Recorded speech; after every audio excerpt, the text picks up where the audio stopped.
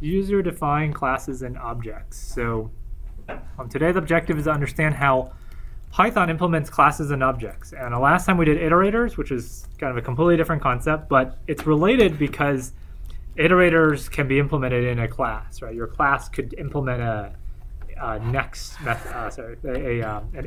method and a next method. So you could implement iterators in a class, but classes and objects are very generic, kind of object-oriented programming, so it doesn't have to do with iterators. We'll basically talk about class and object, which is, I think I got this right, class object H and class object C. I think that's the right, sorry, let me go, yeah, class object.h, class.object.c. It's just those things. And thing is due on Friday, and that's pretty much the agenda. Okay, so to dive right in, we're actually just going to go use the counter example that we're going to have on the assignment, just so you're familiar with it. The assignment, you're going to be tracing through the code and the iterator part. Today, we're actually going to trace through the building the class part. So if you actually look at the, they all have to do with each other. If you look at the assignment itself on the very bottom, it will show you to scroll. It will show you, here's this counter class, and then you create a counter here, and then we do a for loop and iterate through it. So today we're actually just going to go this part, so you understand what a counter class is, and then for the assignment you're going to do this part, the for loop, and what happens when you call an iterator on it.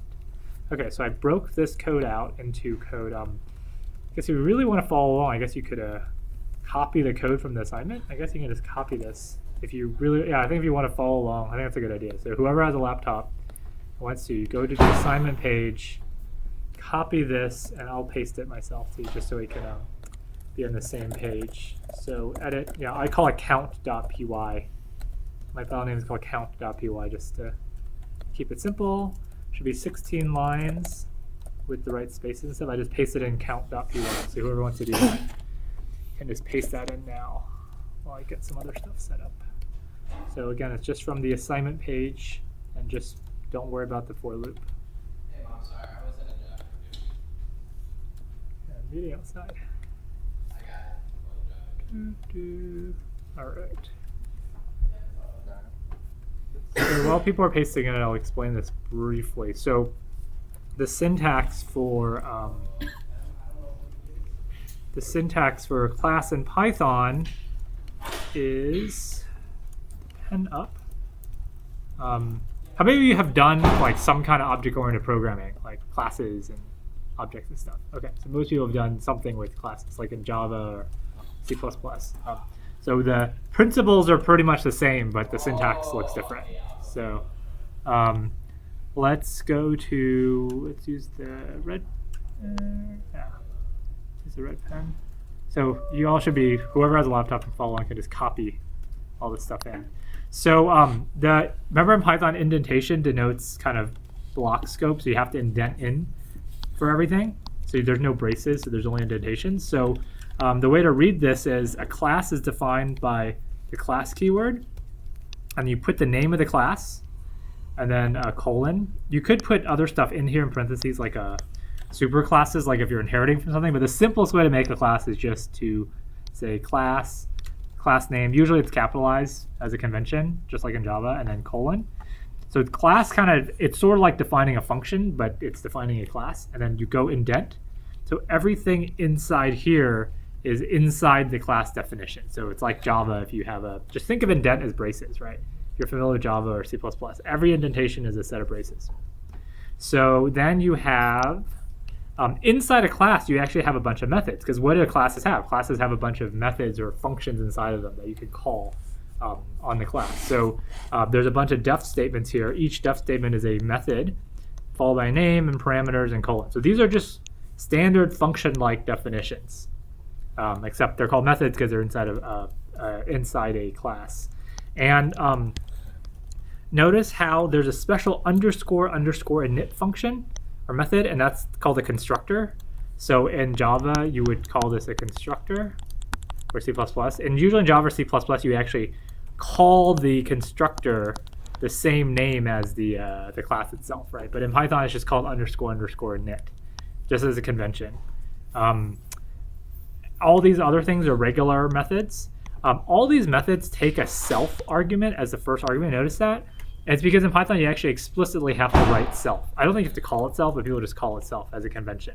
So in Java, you would have something like this as the pointer. C++ does have this also in C++. People use C++. It's been a while. Yeah, I don't remember. Actually, you don't, right? I don't know what they call it in C++, but any method you need to actually refer to the object itself. Right? Is it this in C++? Yeah. Yeah. Okay. It says it's a reserved word, right? It's probably some reserved keyword. Okay. So in Python, it's just called self. I'm pretty sure you can name this whatever you want. It's just the first parameter to any method must be the thing that the object you're calling it on. So people call it self just to make it simpler. So the way to read this constructor, usually construction in Python, the way to read it is you always have a self as the first one. Now these are the parameters you take when you construct your object. So this constructor takes two parameters.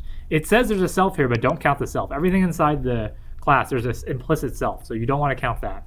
So it says that in order to make a new counter, you have to pass in two things, a low and a high. And what does it actually do? It actually takes the value of low and sets it to self.current, and takes the value of high and sets it to self.high. Self, remember, is the instance, is the instance of the object that you are just creating. Dot means we're going to access a field in the instance, and current and high are just fields, and we're just going to initialize them to low and high, respectively. So the way to actually use this is down here, right? That you're calling counter. It looks like you're making a function call, but because this counter is a class name, is a name of a class, by calling it like a function, you're actually running the constructor, the init method. And you pass two things, 5 and 7, which go in low and high respectively. And there's no self. You don't pass in self, because self is the thing that you're creating right now. And when it's done creating it, the special constructor method, the init method, will return self to C. Will actually return the thing that's created to C. So now C should actually point to some instance. Instance is a specific instance of a class. Instance of counter. And C now has two fields inside. C has, you could say, current and high. And current is what, 5? High is 7. Does that make sense? So when you make C is some instance of counter, and then has two fields in it, a current, which is 5, and a high, which is 7. And then you can go inside of C. You can say C.current, C.high, just to access it, like that. So let me actually just run this code in the visualizer just to solidify that. So a lot of how these lessons work is we'll just start with the Python first, and then we'll actually go inside the interpreter. So let's go to this code right here. We'll copy it to Python Tutor Visualizer, and we'll paste it in, and we will run it. Okay, so remember, everything is done at runtime in Python. So when you first start writing this code, there is no class, there's no nothing. There's just an arrow saying we're about to run this line. So as soon as we execute this line, something exists. So counter is now a global variable, and it points to a counter class. And the counter class has three things. It has init, iter, and next. Each of them are just functions. So it's just init, iter, and next.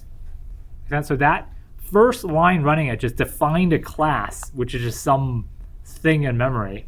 And it defined a class, and it pointed counter to it. So you can access it using the name counter. So now what you do, the second line, when you run the second line, it does C equals counter 5.7. So it actually will jump inside the init function. Notice how the execution jumps inside there. And then it'll actually run the init function, because you called counter on 5 and 7. By calling a class as a function, you're actually calling the init function. It's just, we'll see how that's hooked up. So we'll run it. And then this goes self.current. So notice how inside the init function, we actually pass it. This is init, which is a function, right? we pass in low and high, which is 5 and 7, and then it creates a self for us right now, counter instance. So the self is empty right now, and we step through it. Notice how self actually fills up, right? Self.current fills up with the value from low, and self.high fills in from 7. So now we actually have a self thing, which is an instance of counter, right? So there's counter, which is the class, which is sort of like a template for how you create things, and there's an instance of counter, which is what we call as an object. So it's sort of confusing in Python because everything's an object, but we call this like an object in the Java way, and we call this a class. So a class is a template to create a bunch of objects. So you can imagine with one class, we create like 3 counter objects or whatever. And once it's created, it just returns it to C. It just returns the instance it's created and binds it to C, and then there we have it. Right? So let me just give you a little bigger example, just to kind of drive this point home. Is we'll say D equals counter 10, 15. So when we run, it's the same thing. I'll just show you the very end. So the very end, there's still only one counter class. The capital counter points to the counter class. This is like kind of a template, right? And then we call this init in this class to instantiate 2 instances of it. One is 5, 7, one is 10, 15. One is bound to C, one is bound to D. So this is standard object-oriented programming. You have a class, and then you have a bunch of instances you create. And the nice thing about this is that every instance is independent of each other, right? That you can mess with C and D doesn't get interrupted, and mess with D, and so forth. So there's all sorts of fancy stuff you can imagine doing with classes, like static methods and fields and whatever. But the basic thing with a class is it's just a way for you to create objects from them. So notice how, one thing is the class here only has 3 things. Init, iter, next, which is init, iter, next. But every instance has current and high inside of there because it's this self current and self high right there. Right? So the class doesn't have current and high. The class only has these methods for you to create instances with it. Cool. So what does this code actually look like? So any questions on this so far? On what Python classes and objects look like from the Python level? So just knowing this, you should be able to create a basic object-oriented program in Python, like a game or a web app that have objects representing players or weapons or levels or whatever, and you can hook them together. Yep. So the current, like the third line, there's a self.current. Yes, this one. Like usually in C, you will have some private variables that Yeah. says there's a current, right? But so for Python, there isn't a need for that. Yeah, so there's no namespace. There's no private protected whatever in Python. Protected public. Yeah. So first of all, there's no private protected public. But there isn't. So the current doesn't even exist, right? So how? Current does not exist. That's right. There's no There's no definitions. There's no slot. That's right. You're right. So the I think your point you're bringing up, maybe I'm reading your mind or not, is that in C++ or Java, there's a compiler, right? That actually that's actually a really important point. Thank you for reading my mind, or not really. But so in C++ or Java, you actually have a class declaration that says every object has to have a current slot Right. and a You at least have a slot, right? high slot or whatever slot, right? Yeah, you have. And it's because in C++ you want to actually create an object with a certain size. It's like a struct in C, right? The class in C++, every instance needs to have a certain size, and everything needs to be in a known place. And that's very nice for C++ or Java because it's very efficient, right? Because you can actually just index and access these fields directly. So when you want to get a field, you actually just say, get me the address and offset it by 2 or whatever. So there's a template. So in Python, you actually don't have that. So that's actually a big difference. So Python, Ruby, I guess Perl, basically these dynamic languages implement object-oriented programming not as a struct like in C with fixed location, but as a dictionary. So really, yourself just is a dictionary that that has self.current, self.next, or whatever, high or whatever. So these are actually dynamic modifiable. So this is actually a really good point you brought up, because now what I can do is, let's just eliminate the second one because we don't care about it. So now what I can do is I can just say C dot, low equals -5 or something, I can just add a new field on the fly. Like nobody prevents me from doing that. So if you see this there, you see that I'm on this last line here, c dot low equals -5. I just set forward, I just create a new thing, and it's just a new low equals -5's in there. It just pops in there. So all it is a dictionary. And imagine inside it's just a dictionary having keys to values. So this actually has pretty profound implications because it means you can add and subtract fields from every object at runtime. So you can add methods to this at runtime. So that's how you do things like mix-ins and other sorts of ways we can mash up different objects. Whereas in C++ or Java, you have to pre-declare. You can't just like sneak in an extra field, right? Because the object size would change. So the advantage of the C++ Java way is that it's more efficient, right? Disadvantage is that it's less flexible because you can't add stuff on the fly. So you can imagine actually subclassing built-in types like strings or other stuff on the fly by just adding methods to them or adding properties to them. So JavaScript, you can do this, right? So if anyone who programmed JavaScript, you can just say anything dot anything. And the problem with that is if you misspell it, you're actually creating a new field.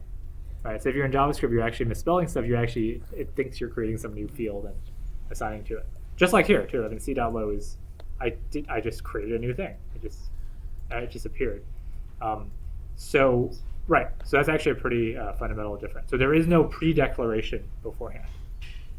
Good point. At the same time, I mean, this is even more meta. We won't go into this class, but that all of this classes is just executing code. You can imagine actually building, they call this meta classes in Python. You can imagine dynamically building up classes that are different based on some condition.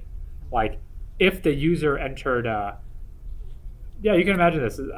Conceivably, you can do this. So if, let's say you prompt the user for like, I don't know, what kind of, I don't have a good example, like what kind of car they like or whatever. And then based on that, you actually generate a car class based on what kinds of car they like, SUVs or cars or whatever, with different constructors and everything. I don't know why you would do that, but you could do that. Because I mean, the idea here is that everything in Python is just code that's run at runtime, and you can mix and match them and so forth. So there's this concept called meta classes in Python that you can look into. It's not really part of this class, but you can do weird things with that. Okay, so for this class, we're just going to stay with standard kind of vanilla classes you would see in like a Java or a C++ class. Okay, so we'll dive right into the code. So let's actually disassemble it first. So we'll say python dis count.py.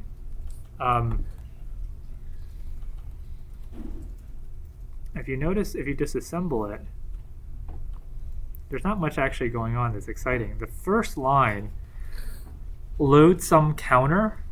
Just loads a string called counter. Then it loads some empty tuple, just empty thing, and then it loads a bunch of code, which is basically the code inside the class. And then it makes all this into a function, calls it, and then builds the class. So what this actually does is it actually runs the code inside the class, and then it calls this build class thing. So like make a class object, and then just stores it in the name counter. And the second one loads counter, loads the parameters 5 and 7. Remember, this is counter 5, 7. Calls the function and then stores it in C. So C equals counter 5, 7. So the interesting thing here is, let me remind you of the code here. Remember, focus on this line 16 here. If you just look at the bytecode, you don't know this is instantiating an object or from a class, right? All it says is load a name, counter, load some parameters, 5, 7, call function, store name, and then we're done. Because if you actually stare at this, the compiler or the interpreter is not very smart. If you stare at it here, this line itself, actually, let's go back to it. This line is just C equals counter 5, 7. Like this could be a function call for all you know, right? It's just a function call. It looks like a function call. But it so happens that if this function is a class, that the interpreter has to do something with it to call the init. So we should see how that actually happens. But the first part just builds the class. So it's so let's look at this build class opcode, what it actually does. So we'll gloss over a lot of the details because it's sort of tedious. But if we go to Python, so let's go to ceval again, our same function we're always in. Let's look up build underscore class, which is the 1936. That's the line number. So what does this build class do? If we look at the documentation, Python dis, we just look at build class, and then she says create a new class object. So it has the methods dictionary, it has the tuple of names, the base classes, and the class name. So there's 3 things on the stack. The top things, the methods, all the methods inside, all the base classes, and the class. Base classes are like your super classes if you're inheriting. Most of the time it'll be empty. So in our code, go back to our code. Oh, sorry, the bytecode. I don't have another terminal open, sorry. The bytecode count.py. If you notice, roughly, there's the name of the class, the base classes, and then all this stuff will end up making a methods dictionary. So this load make function call function, it'll actually end up making a dictionary of the methods of the class. So then when we call build class, we have the methods, we have the super classes, which is nothing, and then we have the name counter. So that's enough. And imagine, like, if you're an interpreter, how would you make a new class? You need 3 kinds of information, right? You essentially need the name. You need the base classes, who you inherit from, which is nobody, and then you need all the methods. You need to know what all the methods are, both what the name is and what the code is. So with all that information, like, that's everything in the class, right? I mean, there's no more stuff in here. It's just that's everything that is in our class. And if we look at this visualization here, our counter class, unsurprisingly, looks like a dictionary of methods, and it has a name, and that doesn't have any super classes. So that's basically it. So the build class just creates a thing that encapsulates all of that. And confusingly enough, that thing is an object, because everything in Python is an object. And that thing is called a class object, which is a very confusing name. So if we look at a build class opcode, it's actually pretty straightforward. It just takes the top thing, the second thing, the third thing from the stack. It adjusts the stack -2, so it pops those 2 off. Then it just calls build class on the 3 of them. Then it sets the top thing to X, which is the result of the class, and then it kills the rest of the things. Takes 3 things, which is the name, methods dictionary, and base classes. Calls build class. Okay, so what's build class? So let's just search, goes into it. Unsurprisingly, there's a methods dictionary object, a base, which is a tuple of bases, and a name. And see, it does a bunch of boring stuff to check the types. Let's see. So this is where these meta classes come in. If you actually really want to go into class creation detail, it's complicated. We'll gloss over all that. What it does is it actually calls a function on the meta class of the class, and with the name basis methods, and this result. Oh, this is an error, so let's not care about the error, and it just returns the result. So it's like, well, that seems really indirect. But so the kind of magic that we'll gloss over is that there's this thing called a meta class, which is a function you call with a bunch of stuff, names, or the name, the bases, and the methods. And after you call this meta class weird function, it will actually give you a class itself back. So you can think of a meta class as a function that I don't visualize it here, but when you go like this, it actually, to create this thing, we had to call a function, and that function is called the meta class. And all that function does is take the name and then take these methods and bind them to dictionary and put them all together in one big glob. So every object in Python has a default meta class, which is what you'll use, but you can imagine writing your own meta class. Maybe that's actually so for those of you who are actually curious about it, doing a project related to that could be cool. That's an idea, because that's a pretty advanced Python concept that you could explore for your project. So Python meta class. That could be actually really cool to write up. What is a meta class in Python? No one actually knows. It's so confusing. What are you using for? The meta class is a class of a class. Like the class, how a class defines how instance behave, and meta class defines how a class behaves. It's very confusing. Yeah, this is all super confusing. But if you do a project on meta classes, you just have to write Python code. You don't have to dig into the interpreter. So it's pretty neat because you actually get to write like really weird Python code that affects how classes get created. So here's like here's an example of meta class. Actually, I actually used it once in my life for something useful.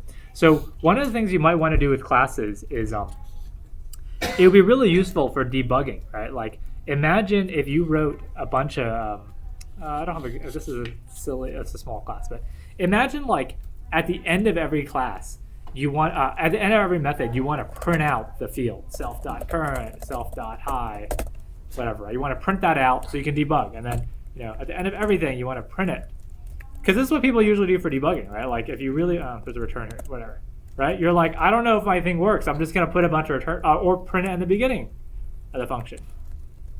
So put it in the beginning of the function, because whenever I call the function, I want to debug the output and say, oh, am I still the same? So conceptually, I want to inject a print statement in the beginning of every method in my class. But imagine I had a big class like of people or games or whatever. It'd be pretty annoying to put a print function in the beginning of every method. Or maybe I took over someone else's method, someone else's class, right? Like my partner made one, or I grabbed one from the internet. I want to inject all that stuff in. Seems hard to do. It's very tedious to do manually. But one way there's a few ways to do it in Python. And one way you can do it is imagine making a meta class so that when someone actually executes the code, this is all screwed up now. But when someone executes this code,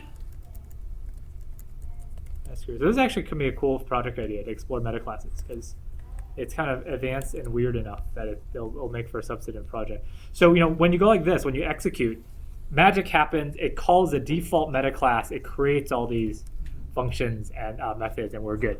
You can imagine writing a meta class. I think I did this once upon a time. I don't remember how I did this because it's weird. Is that instead of using the default meta class, bam, to create a class, you write a weird custom one. So when this executes, these methods are actually modified to inject a print line in front of all of them or something.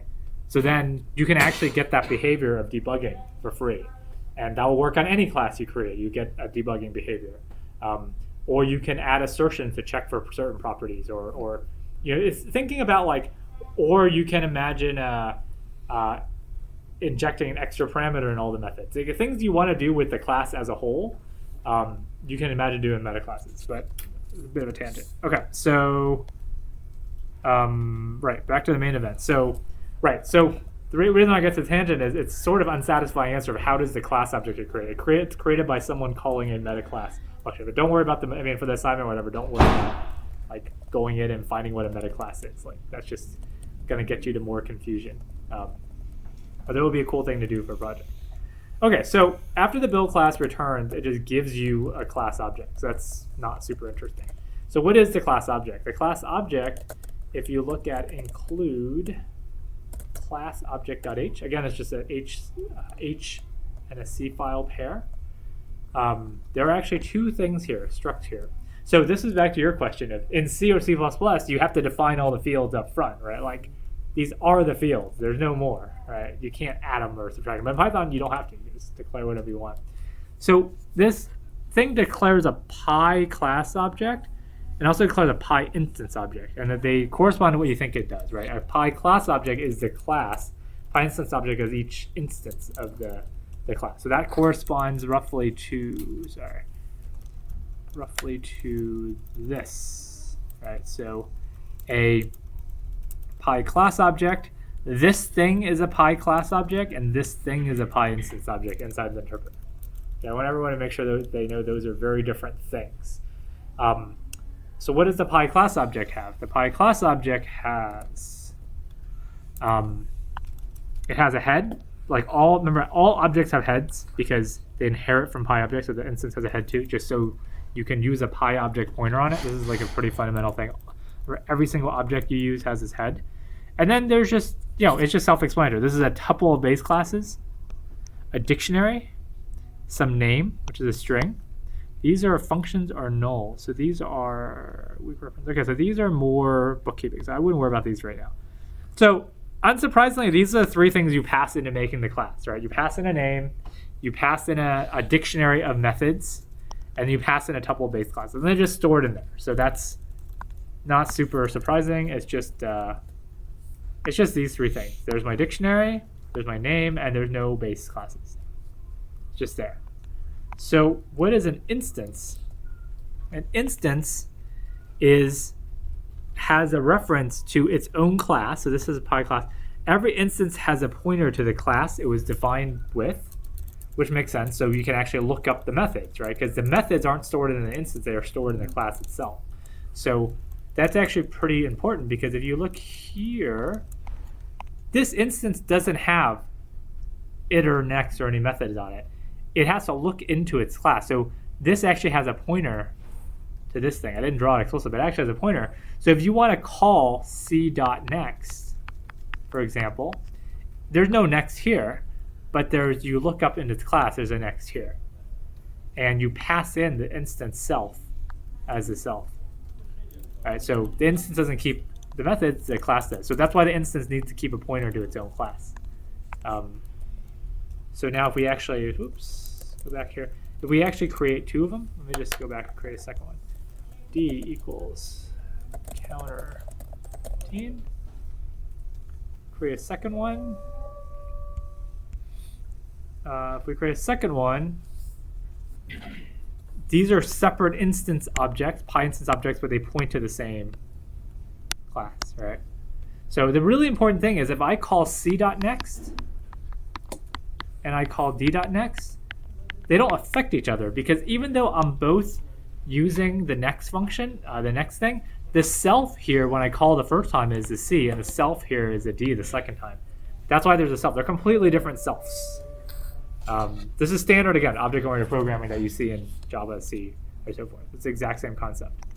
The only difference, like you mentioned, is that the instance dictionaries are dictionaries. They're not fixed. Okay, so the instance object has the class itself, the pointer to the class. I think this thing is stuck again. The pointer to the class, and then the dictionary. This is the dictionary that's in the instance. So this is all the fields in the instance is in in_dict. All the fields are in there. So with that, let me fix my pen. Battery seems to be dying. Now let's actually look at the code. So we have the H files, which is the data structure definitions. Let's actually dive into the code. Let me make sure there's nothing else in this file. Oops. These are methods.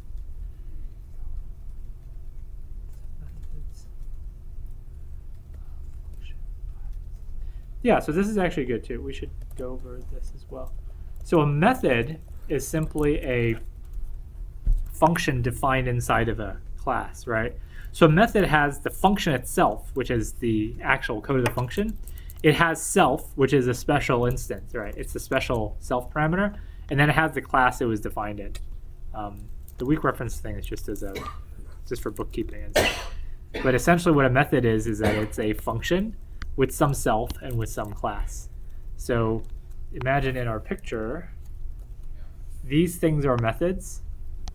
There's a self thing, which when you call it, it will be one of these things.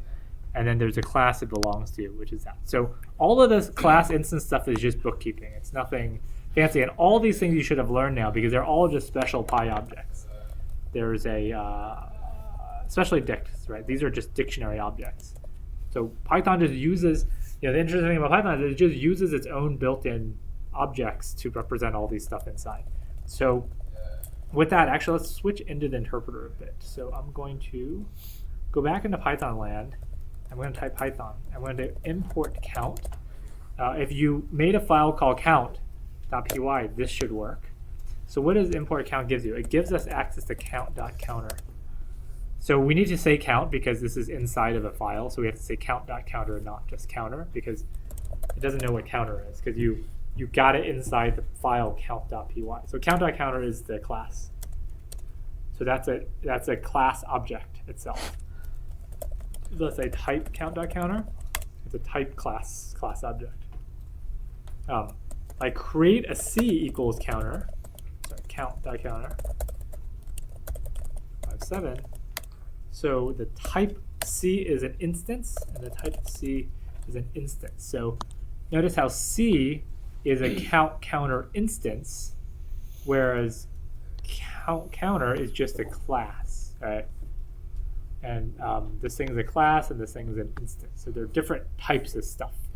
So again, we can just look inside their dictionary. So we use dir to look inside something. So dir count.counter. I'm gonna clear the screen. You notice what's inside, it's actually just the dictionary.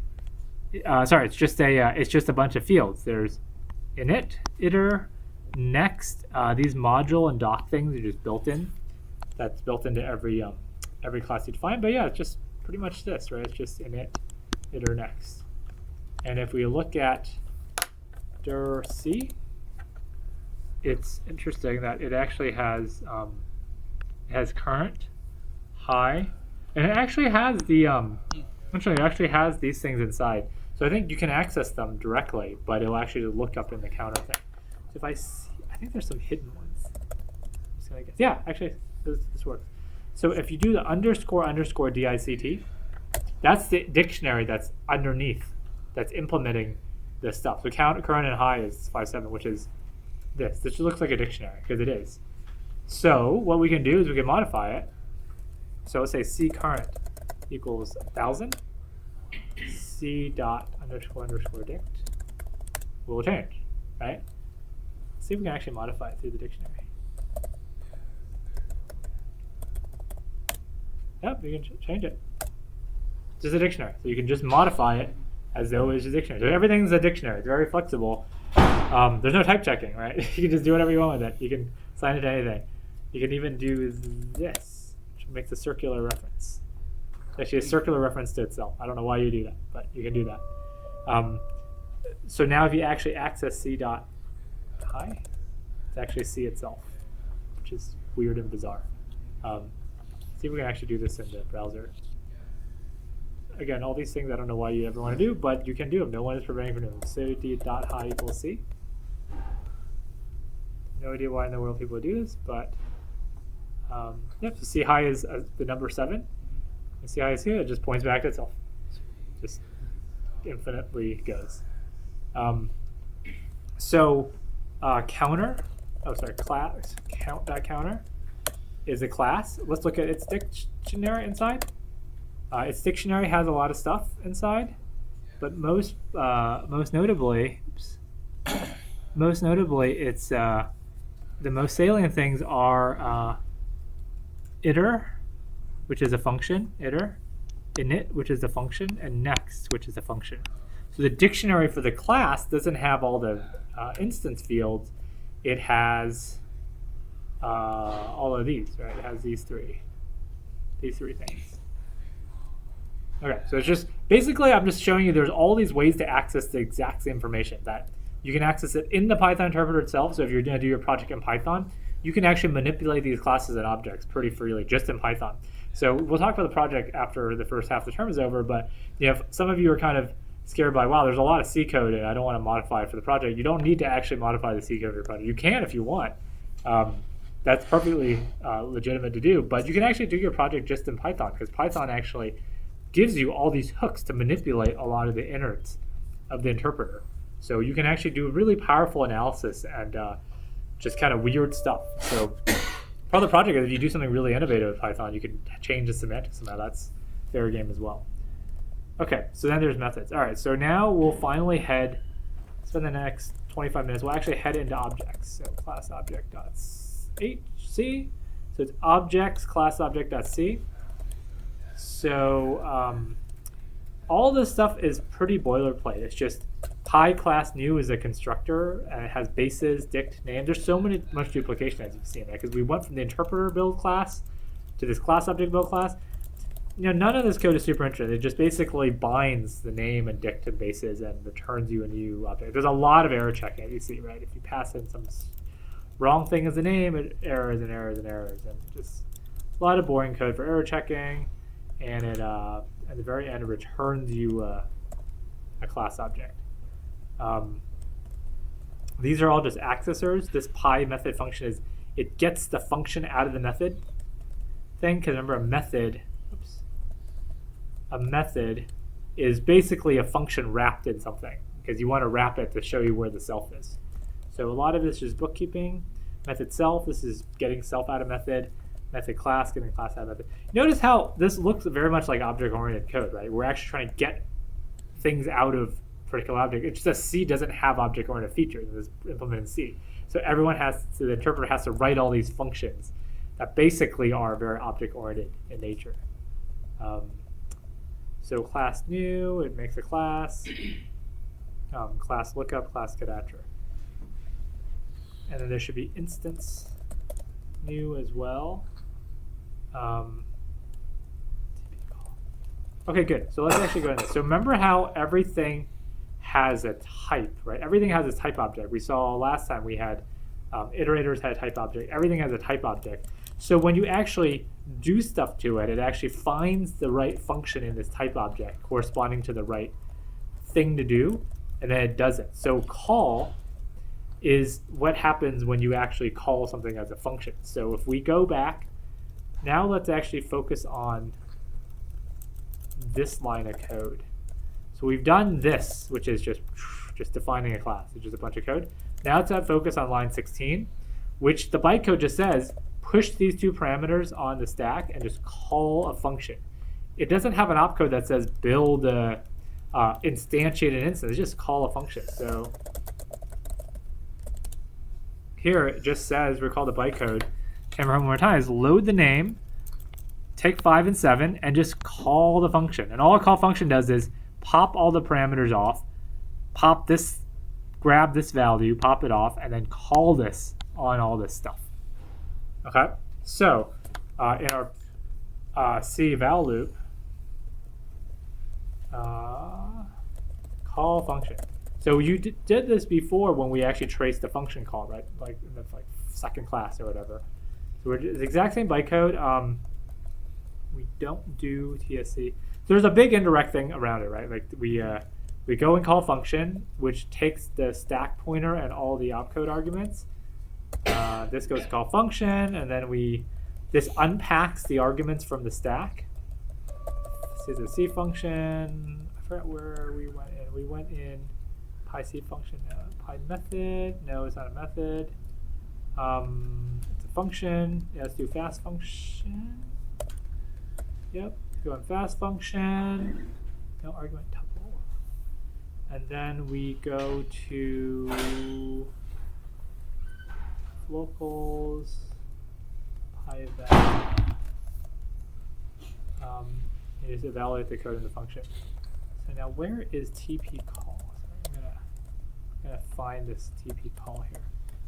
So what you need, I'm gonna go and abstract. That's the abstract. Okay, good. So when you actually call function in cval, okay, so actually this is, sorry, I'm going to jump around a little bit. Do call, and this is, confused, X do call now. This is call trace. Okay, so do call is actually what we want. So, call object with keyword. Okay, well, however we get here, we get to PyObjectCall, which is just that we have some object and we're just calling it as a function. I think we get here this way. So what does that mean? That means in abstract.c, it just goes to the generic object interface. It just knows that this thing is, oh, that's right. The reason why it does this is because when it looks up to call the function, this thing is not a function object. This thing is a class object, right? This thing is some other object, not a function. So it shouldn't just directly call it as a function. It should try to do something special to it. And the special thing it does to it is that it runs PyObjectCall, because it doesn't know what kind of object it is. It just knows it's not a regular function. So we need to go into the abstract.c to delegate to PyObjectCall. So this is a callable thing. All it knows is a callable thing. In PyObjectCall, if there is a TP call field here, which there is, we're actually going to run the call. So what this does is that in C syntax, it checks to see if there's TP call, it assigns it to call, and then it checks whether call is not null. If it's not null, we actually just dereference call and call it as a function. So this basically grabs TP call from your object and then assigns it to a local variable for convenience, and then we just call it as a function. So in our case, because we have a class object, this instance type, sorry, class type. Sorry, I'm gonna go around right here. So our class object has a type called class type. Then we're gonna look inside this dictionary here, or this struct. There's a TP call field here. It's not null, it's this PyInstance new. So this thing is gonna be loaded into the call, local variable here. This PyInstance new is gonna be here. It's gonna be loaded into call, and then we're gonna go down here. We're actually going to call it. We're going to call it this function with all these arguments, and we're gonna get the result, and we're just gonna return the result. And in our case, the result is a new instance that's been instantiated. So in our case, the result is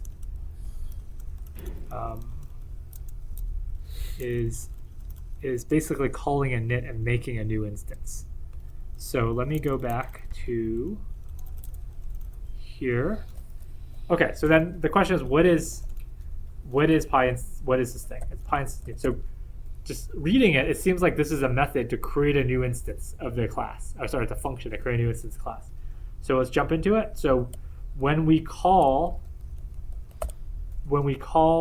counter 57 as a function, we actually end up in a roundabout way.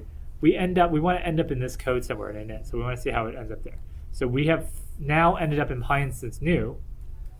The class is the class counter, and these are the arguments for that we pass in, which is what, 5 and 7? Is that right? Arguments of 5 and 7. So we have 5 and 7 with us, and we're here. So let's look in this function in detail. What does it do?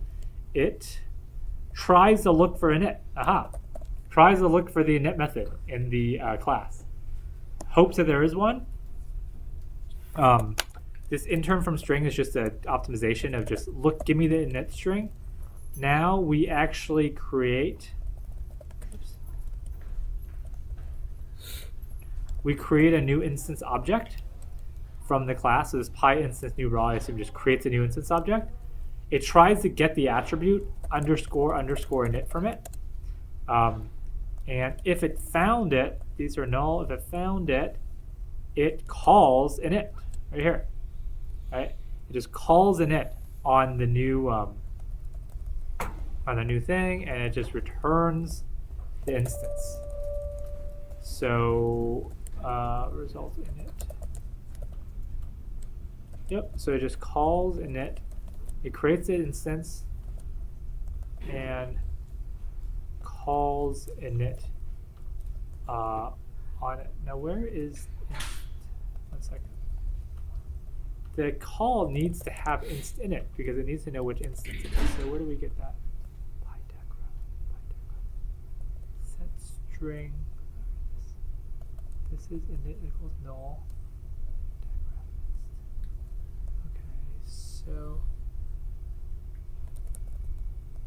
a bit confused because this call I thought needed to know what inst was, right? Because when you create it, you need to actually be access this. So I swear I saw it in here when I was preparing, but let me try to see. So again, what this function does is that it gets the init attribute from the instance, which is underscore init. So it looks it up in the instance. The instance doesn't have it, but the class itself does. So it just finds it in this class. And I need to call init with the instance as the self. So I'm trying to find where that actually happens. It happens where, okay, I'm just going to jump around a little bit. Get attribute 2. Class. Let's see. Call object with keywords. Arg. Does anyone see where this is coming from? I'm confused here. PyDecref init. Inst. PyDecref inst. PyDecref inst. Oh. Oh, I see, I see. It actually makes a new instance. Okay. I think it just had this inst just to...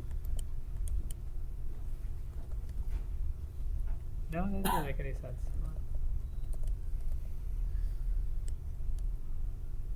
Huh.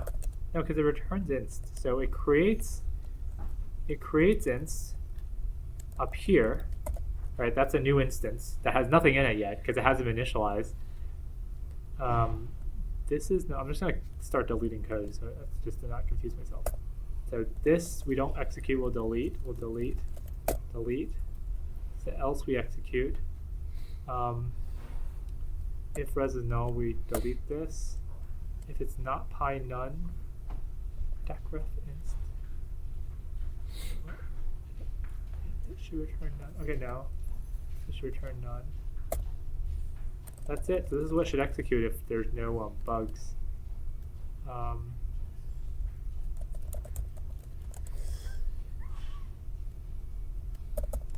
So I'm just going to, basically what I'm doing is I'm just cutting out all the errors in the code so that we just see. This is useful for you to, I mean, when you do your assignment, you should keep all the original code, but when you're debugging, it's actually really useful to say, assuming there's no errors, what happens.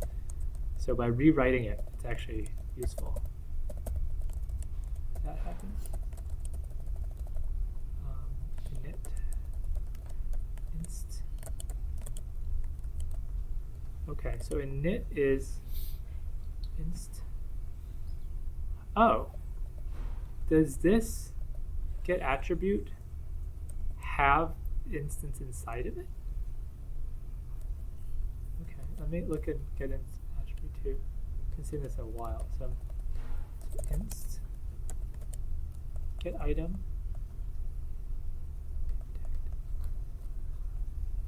No, it doesn't. Huh. That's very mysterious. What's the question? So the confusion is that this call object needs to know about inst somehow because it needs to modify it, right? Maybe I'm being confused. Isn't that get attribute? Get attribute modifies it? No, like This one. like it knows where like the class is. It knows where inst is. Inst is the instance of the class, right? Right. But kind of there is a class lookup inside the get attributes, right? Right, so let's look at get attribute too. Right, there's inst, there's class. Get item inst It has a indict. class lookup and Okay, so we basically find it in here. In indict. And this gets you the init function. it Oh. looks up the Oh, I know it. so I know it it. returns differently, right? Because the it's a method object, so the method actually, see, the method here, I think this is why, the method actually keeps track of what the self is, I think. So it knows what itself is.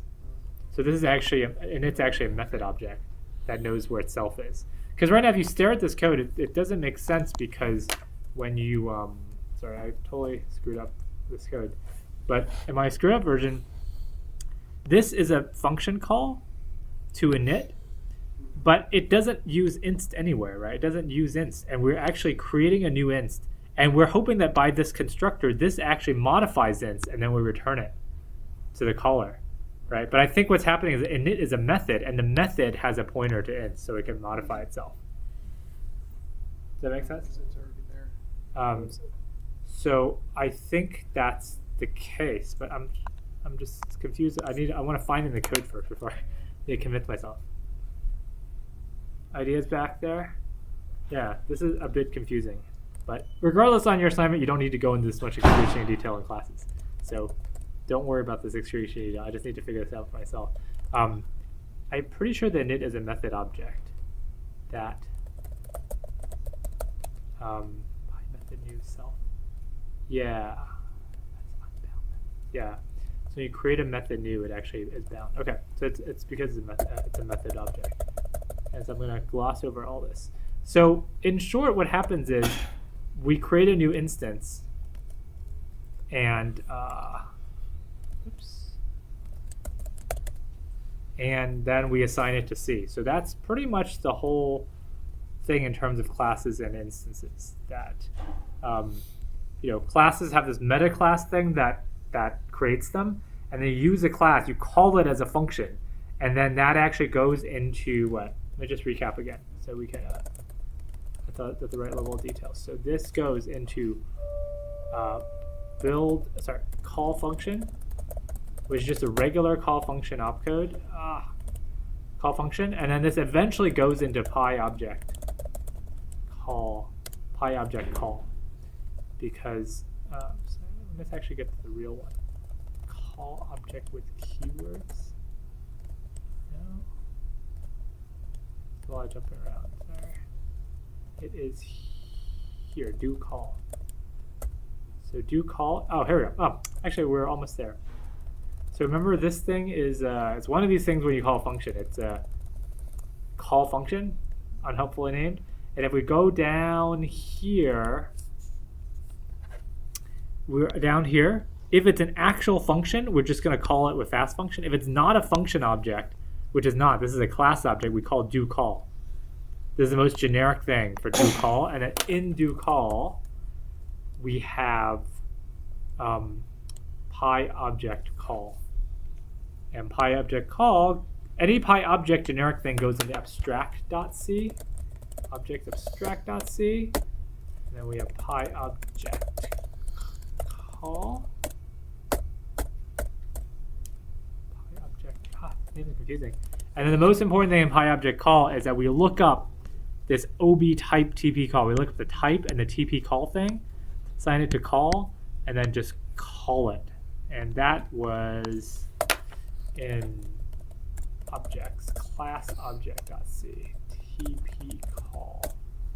So the TP call method of a class type is PyInstanceNew, and PyInstanceNew will do the thing to create a new instance. And the only remaining mystery to this is what the init method is. And an init method is an actual method. So I'm going to disassemble a little bit more stuff. So I'm going to go Python, import count, import dis.discount.counter. I'm going to rip inside the counter class. So notice how when we did a disassembly, we just assembled outside. We're now this dis.discount.counter will actually disassemble the code inside the counter. So if you notice here, whoa, sorry, there's a lot of code. This is the disassembly of init and iter and next. And there's a bunch of magic that happens that makes these into not just ordinary functions, but into actual methods. And the thing with methods that differentiate them from regular functions is that they have a, getting my thing mixed up. They have, and this is all in class object.h, they have a reference to a self thing. That's the thing that differentiates methods. So method is just a wrapper around function with a self and a class to give it so that you can access both the instance, because self is the instance of the class it belongs to, class is the class that the class belongs to. So you might want to actually access fields in the class or the fields in the instance. You can do either with the method. So actually let's go to our code and see that. So if we go to Python, import count, if we say count.counter.next, this is an unbound method. It's good, this is a good term. It's an unbound method because it's actually a method, but it hasn't been bound to a particular instance yet. If I say what, actually, can I go inside it? Can I say what this is? Next is a method, right? Yeah, IAmFunc. Okay, good. So IAmFunc is the function, the code for the function. So recall this is, good. So this is actually include, like a minute left, class object.h. IAmFunc is here. So they all just correspond. So Python actually exposes a lot of this for you. So IAmFunc, IAmSelf, and IAmClass. Remember those three names? And we have IAmFunc, which is the function. IAmClass, which is a class. What was the last one? Self. There's nothing in IAmSelf. It's been unbound, right? It hasn't been bound to self. But if I say C equals counter, 57, count.counter, D equals count.counter, 1015. Okay, so now recall counter.next is a method, it's unbound. C.counter.next, C.next, sorry. Just a dramatic effect, let me do that. C.next is a bound method now, right? And D.next is a bound method. So that's the exact same method, but it's actually been bound now. So if I say C.next.imSelf, that's C, and D.next.imSelf is D. So notice how these are actually different objects. And if I say count, what is it? Count.counter.next.imSelf, it'll say nothing. So if we say C.next.imSelf equals C, that should be true. D equals D, that should be true, and it should not be C, right? So that every method actually has a self on it. So that's why when you call the init, actually, can we say init here? Oops. Yep. If we call init, oops, it should tell you where it's bound to, and this has no. It's unbound again. So I think that's the mystery that I wanted to resolve. That I didn't see it in the code, but it's in the method itself. So the method keeps track of all the self stuff. So